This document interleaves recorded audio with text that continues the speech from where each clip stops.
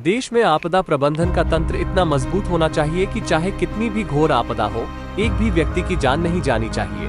ऐसा मैं नहीं कह रहा, ये संकल्प है हमारे देश के यशस्वी गृह मंत्री अमित शाह जी का।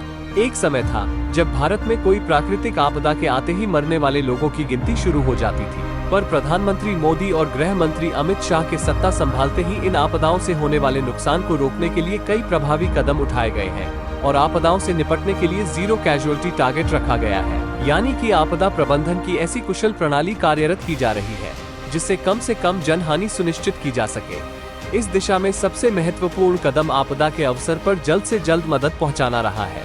पहले के समय की बात करें तो किसी भी आपदा के अवसर पर मदद प्रायः देर से ही पहुंच पाती थी, जिससे काफी जनहानि हो जाती थी। इस स्थिति से निपटने के लिए मोदी सरकार ने देश के 28 राज्यों में एनडीआरएफ के रीजनल रिस्पांस सेंटर्स बनाए हैं।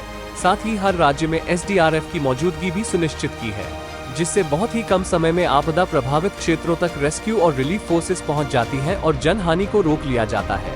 लेकिन आज का भारत आपदाओं से बचने के लिए सिर्फ पुलिस और आर्मी पर निर्भर नहीं है, बल्कि अमित शाह जी ने ऐसा मास्टर प्लान बनाया है जिससे हर युवा ऐसी परिस्थितियों से निपटने में सक्षम हो और आपातकालीन स्थिति में स्वयं एक्शन ले सके।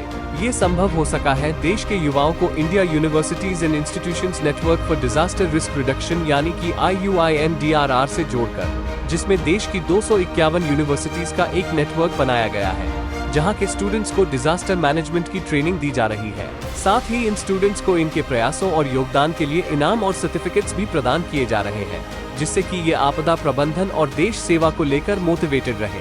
देश के 350 डिजास्टर प्रोन शहरों के लिए सरकार आपदा मित्र स्कीम लेकर आई है, जिसके तहत 1 लाख से ज्यादा वॉलंटियर्स को डिजास्टर मैनेजमेंट की ट्रेनिंग देने का लक्ष्य रखा गया है और इसके लिए सरकार ने 369 करोड़ का अनुदान भी दिया है। आपको जानकर खुशी होगी कि अमित शाह जी के नेतृत्व में सरकार इस लक्ष्य की ओर तेजी से बढ़ रही है और अभी तक 83,000 से ज्यादा वॉलंटियर्स की ट्रेनिंग पूरी भी हो चुकी है।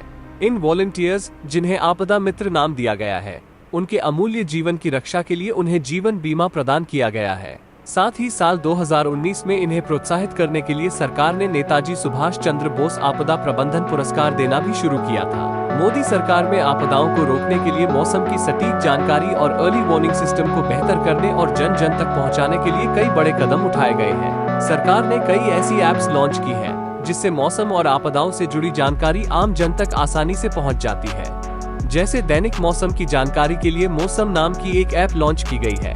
वहीं किसानों के लिए मौसम आधारित कृषि प्रबंधन के लिए मेघदूत और बिजली गिरने की चेतावनी देने के लिए दामिनी ऐप को लॉन्च किया गया है। हाल ही के दिनों में आपने गौर किया होगा कि तेज बारिश और तूफान के आने की चेतावनी आपको मैसेज के जरिए पहले ही मिल जाती है। ये संभव हो पाया है सरकार के कैप यानी कि कॉमन अलर्टिंग प्रोटोकॉल से, जिसकी मदद से तेज बारिश से लेकर तूफान, शीतलहर, लैंडस्लाइड और भूकंप जैसे खतरों के बारे में आम लोगों को पहले ही सतर्क कर दिया जाता है।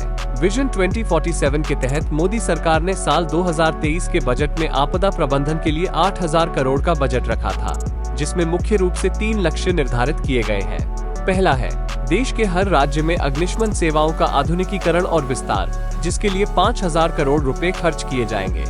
दूसरा है देश के 7 महानगरों मुंबई, चेन्नई, कोलकाता, बेंगलुरु, हैदराबाद, अहमदाबाद और पुणे में बाढ़ के खतरे को कम करना, जिस पर 2,500 करोड़ रुपए खर्च किए जाएंगे। और तीसरा है देश के 17 राज्यों और यूनियन टेरिटोरीज में लैंडस्लाइड के खतरे को रोकना, जिसे पूरा करने के लिए 825 करोड़ रुपए आवंटित किए गए हैं। भारत सरकार के इन दूरदर्शी कदमों का ही नतीजा है कि आज प्राकृतिक आपदाओं में मरने वाले लोगों की संख्या में भारी कमी आई है और हमारा देश ऐसी किसी भी आपदा का सामना करने के लिए सीना तान कर खड़ा रहता है। प्रधानमंत्री मोदी और गृह मंत्री अमित शाह जी ने आपदा प्रबंधन को लेकर जो बेंचमार्क सेट किया है, उसकी पूरी दुनिया में तारीफ हो रही है, जो दुनिया की नजरों में भारत की सशक्त छवि को मजबूती दे रहा है।